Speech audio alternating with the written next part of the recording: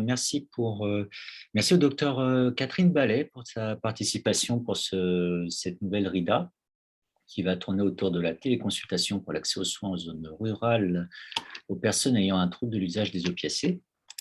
Donc, le docteur qui nous vient du centre hospitalier du pays d'Aguirre en Corrèze et qui, je pense, va se présenter. Comme d'habitude, on part sur un format, d'abord une présentation qui va durer, je sais pas, peut-être une demi-heure, peut-être un peu plus, on verra. Et après, il y aura un débat, donc gardez vos questions pour la partie débat. S'il vous plaît, pensez à couper vos micros pour ne pas déranger le docteur Ballet. Et là-dessus, je vous cède la parole, quand vous voulez. Merci. Bonjour à tous. Donc, je suis le docteur Ballet. Je suis de base médecin du travail. Je travaille au centre hospitalier du pays d'Aiguerande, donc en Corrèze, comme médecin DIM. Et j'ai travaillé pendant plusieurs années en addicto comme médecin coordinateur d'un réseau d'addicto, puis qui est devenu ensuite une ELSA. Et j'ai fait donc ma formation sur Bordeaux, ma capacité d'addictologie sur 2019-2020, en fait, pour intégrer l'équipe ambulatoire d'addictologie et développer le secteur de l'ambulatoire en addicto. Alors, les choses ont évolué un petit peu différemment. En tant que médecin du travail, je ne peux exercer l'addicto que dans le cadre de la médecine du travail. Donc, j'ai dû suspendre pour l'instant mon activité sur l'addicto, sur le CHPE. Je vais quand même vous présenter ce projet que j'avais donc écrit pour mon mémoire pour la capacité d'addictologie. Donc, déjà, je vais vous situer à la Corrèze. Ça, c'est la Corrèze.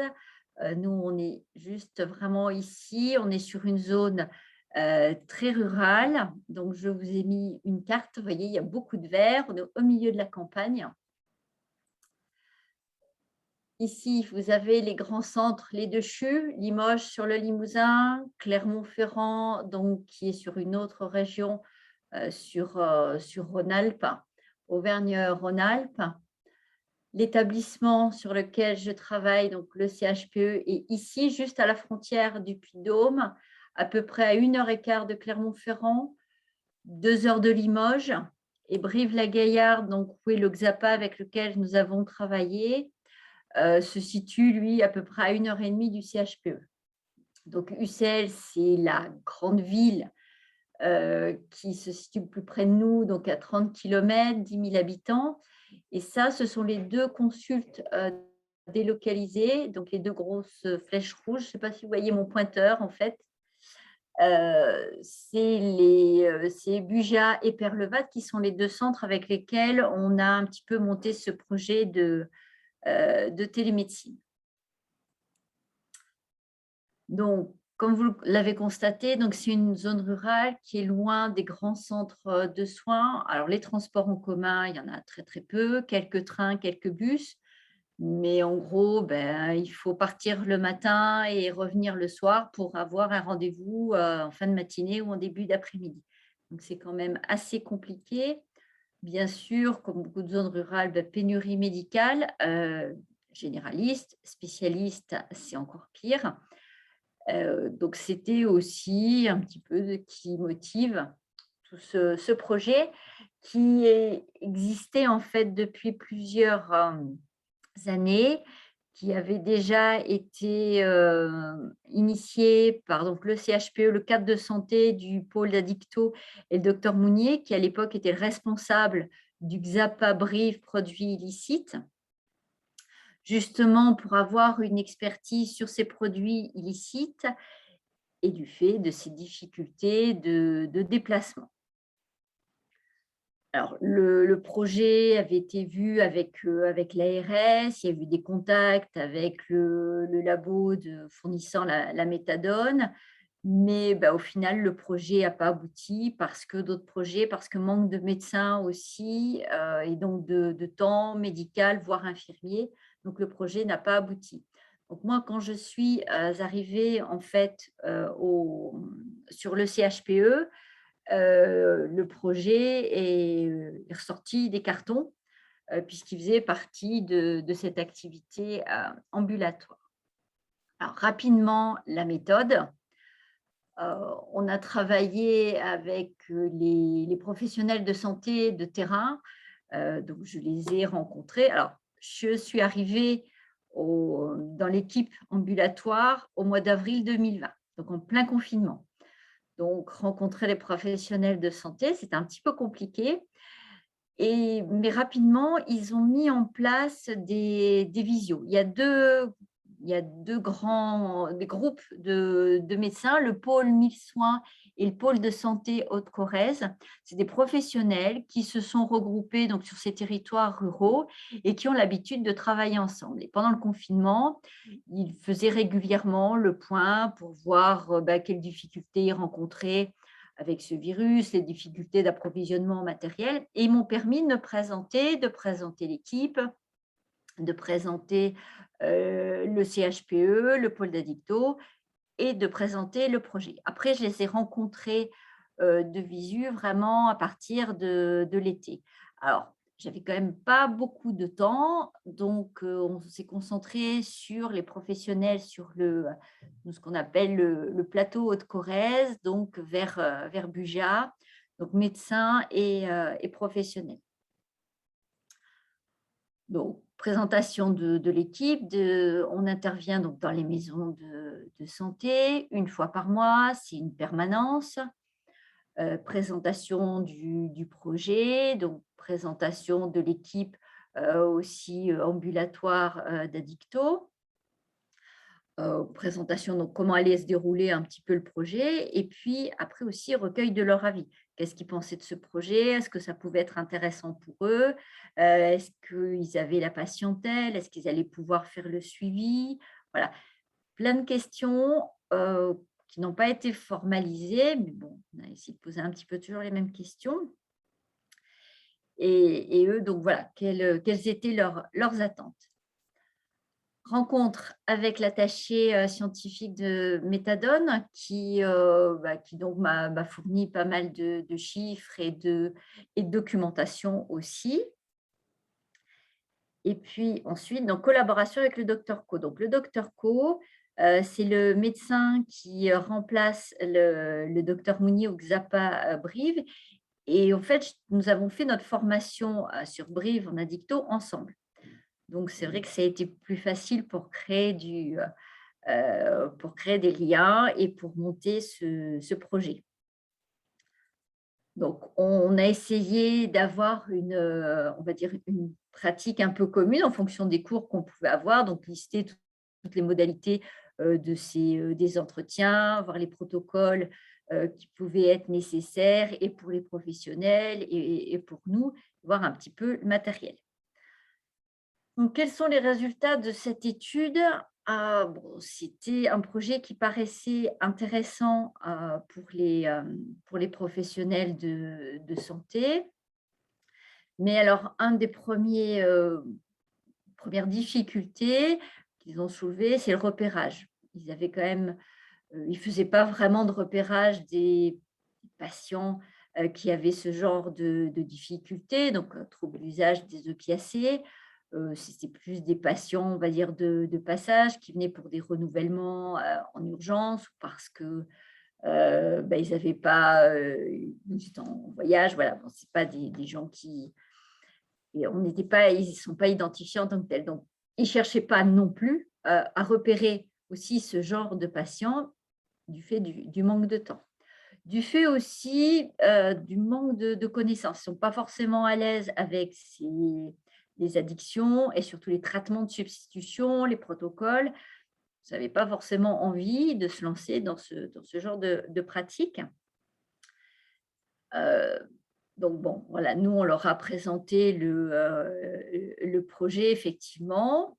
Ça leur paraissait intéressant puisqu'on leur apportait quand même un appui. Ils pouvaient effectivement avoir des contacts assez facilement avec des professionnels. Alors, l'attachée scientifique Méthadone, Madame Sobel, elle m'a fourni les chiffres sur les consommations des traitements de substitution aux opiacés. Donc, c'était une étude qu'elle fait, elle, régulièrement. Elle avait déjà fourni ça dans l'étude précédente, donc elle m'a actualisé les chiffres. Puis, elle m'a fourni effectivement un peu de, on va dire, de documentation. Alors, sur les consommations, voilà un petit peu les chiffres qui apparaissaient. Donc, méthadone, Subutex, Suboxone. Vous avez les chiffres pour la France. Brive, donc on a vu c'est où se situe le Xapa. Tulle, qui est notre préfecture, qui est à 30 km de Brive.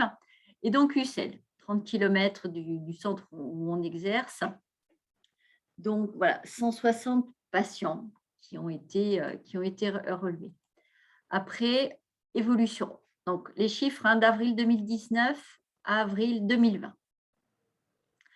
Donc, pour Ussel, une augmentation de 46-80% au niveau de la méthadone, baisse du Subutex, légère baisse du Subutex, et la Suboxone, augmentation aussi. Voilà, ça, c'est les chiffres tels qu'elle me les a fournis.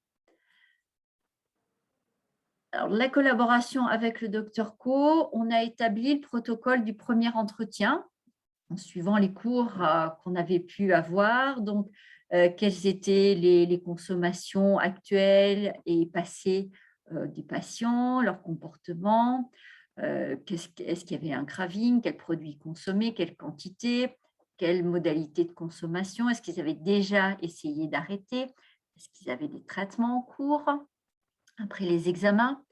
Donc le dosage urinaire, plus ou moins le CG, l'ordonnance pour faire un bilan complet, voir aussi avec le patient quelle pharmacie choisir, avec quel autre professionnel on pourrait travailler, la motivation bien sûr des patients, un protocole de soins à signer. Ensuite, programmation de la deuxième visite qui allait être en visio avec le docteur Co, donc du Xapa. Et le planning, établir le planning pour les visites suivantes. Alors, entre la première et la deuxième visite, donc les bilans doivent être faits, les bilans sont transmis au docteur Co, ce qui fait que quand le docteur Co fasse l'entretien, il ait déjà tous les bilans. Alors, il faut aussi rencontrer les professionnels. Déjà, le pharmacien, est-ce que le pharmacien est d'accord pour ce suivi? Est-ce que le médecin traitant va pouvoir intervenir? Est-ce que des infirmiers libéraux pourraient intervenir? Est-ce qu'ils sont prêts à faire ce suivi? Matériel nécessaire pour faire ces visios. C'est-à-dire qu'il faut avoir des ordinateurs équipés, il faut avoir les lignes aussi, c'est-à-dire qu'il faut avoir du réseau en zone rurale et les connexions, elles ne sont pas toujours très bonnes. Avoir des connexions sécurisées. Donc, sur l'Aquitaine, on utilise beaucoup le logiciel Paco. Enfin, nous, sur la Corrèze, du moins, on utilise beaucoup Paco, y compris dans les pharmacies, ce qui permettait de transmettre directement les ordonnances du docteur Co à la pharmacie. Préparation du budget, c'est-à-dire que pour l'équipement, pour les déplacements, et préparer aussi des protocoles pour les professionnels qui allaient faire le suivi. Voilà, il y a eu d'autres choses aussi qui ont été prévues, avoir le soutien du JPESEA pour tout ce qui est les connexions sécurisées, voir est-ce qu'on pouvait avoir des indemnisations pour les professionnels qui faisaient le suivi, les infirmières notamment. Voilà, un petit peu tout ce qui avait été prévu. Alors, discussion, une fois qu'on a eu tous ces résultats, déjà, le protocole de délivrance pour la méthadone est très rigoureux du fait du risque d'overdose. Donc, pour les professionnels, c'était quelque chose qui va être un frein, parce que il faut être effectivement très rigoureux, il faut qu'il y ait un suivi régulier. Donc, ça prend beaucoup de temps. Il faut être en mesure de voir si le patient est bien équilibré, s'il supporte bien le traitement, s'il ne fait pas de mésusage du produit. Donc, il faut que les professionnels soient volontaires. Il faut aussi les former. Alors, les professionnels volontaires, non seulement les professionnels du terrain, c'est-à-dire médecins traitants, pharmaciens, puisqu'il y avait des pharmaciens qui étaient partants pour le projet, des infirmiers libéraux, mais aussi l'équipe ambulatoire, parce qu'au niveau de l'équipe ambulatoire, les 2 infirmières n'étaient pas du tout, sont pour l'instant pas du tout formées en addicto. Donc, il faut les former. Donc, il faut trouver des professionnels pour former ces gens. Et le problème, c'est faire une formation, c'est bien, mais si on ne fait pas de pratique derrière de façon régulière, ben, on perd vite les acquis. Donc, il faut avoir la possibilité de pouvoir faire appel rapidement à des professionnels plus compétents ou d'avoir les protocoles. Il y avait d'autres possibilités qui avaient été envisagées au tout départ du projet, une hospitalisation. Il y a certains centres qui choisissent systématiquement pour la mise en place d'un protocole de délivrance méthadone d'hospitaliser les gens. Sauf que pour certains, ce n'est pas envisageable, parce qu'ils ont des animaux, par exemple. Certains, parce qu'ils ont un travail. Une hospitalisation, ben, ce n'est pas compatible, enfin, ils n'ont pas envie de demander un arrêt de travail pour une hospitalisation. Une autre possibilité, c'était l'hôpital de jour sur Ussel. Donc, l'hôpital de jour, ben, là encore, le problème, c'est comment est-ce qu'on peut se déplacer jusqu'à Ussel pour aller à l'hôpital de jour. À l'heure actuelle, l'hôpital de jour est un hôpital de jour essentiellement pour des patients avec des problèmes d'alcool. Donc, il faudrait du personnel formé et supplémentaire pour avoir le temps de recevoir ces patients. Mais bon, c'est des choses qui avaient été effectivement envisagées. Donc, la télémédecine paraissait effectivement un bon compromis. Oups, attendez, là, je vais un petit peu trop vite.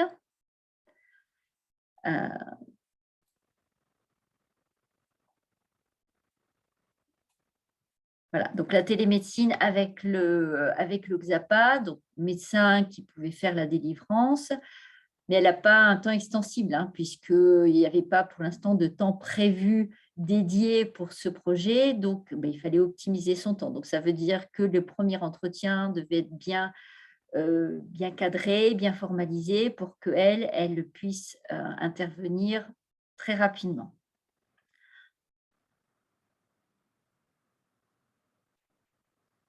Alors, par rapport au biais de l'étude, l'étude, elle a été faite très rapidement. Donc, comme je vous ai dit, on était en plein confinement quand on a commencé. Le projet devait être rendu en septembre. Donc, ça a fait peu de temps pour rencontrer des professionnels. Donc, on a un faible échantillonnage. Par la suite, moi, j'ai continué, même si le projet était écrit, moi, j'ai continué à rencontrer des professionnels. Les retours sont les mêmes que ceux que j'avais pu avoir même sur mon faible échantillonnage. Tout le monde était intéressé par le projet, mais il fallait trouver du temps, il fallait être formé. Donc, c'était bon, voilà, ça c'était un peu le biais. On avait fait toujours assez rapidement et comme il y avait un faible échantillonnage, on n'a pas fait de questionnaire. On aurait pu effectivement écrire le questionnaire, l'envoyer à tous les professionnels, pouvoir le dépouiller. On n'avait pas le temps. On sait quand même que l'étude, que ce projet a quelque chose de viable par rapport aux chiffres. Il y a quand même une consommation qui est présente. Et moi, j'ai travaillé pendant longtemps donc, dans un réseau d'addictologie, donc ça devienne une ELSA. Et de plus en plus, on avait des patients qui étaient en difficulté, qui avaient souvent des polyaddictions. Donc, mais on n'était pas reconnu comme effectivement centre de prise en charge pour ces drogues illicites. On n'a pas rencontré les grands centres, que ce soit le CHU, Clermont-Ferrand ou Limoges, même si les professionnels sont connus. Moi, j'ai fait mes stages sur Clermont-Ferrand, donc je connais les professionnels, mais on ne les a pas rencontrés avec l'équipe pour leur présenter le projet. Parce que ça pouvait être intéressant parce qu'on pense qu'il y a une partie des patients qui sont suivis, que ce soit sur Limoges ou sur Clermont, mais s'ils avaient la possibilité d'être suivis plus près, ils n'iraient pas sur l'extérieur. Je ne pense pas que les grands centres nous en voudraient parce qu'ils n'ont pas de travail. On n'a pas cherché à rencontrer d'autres professionnels, je veux dire autres que professionnels de santé.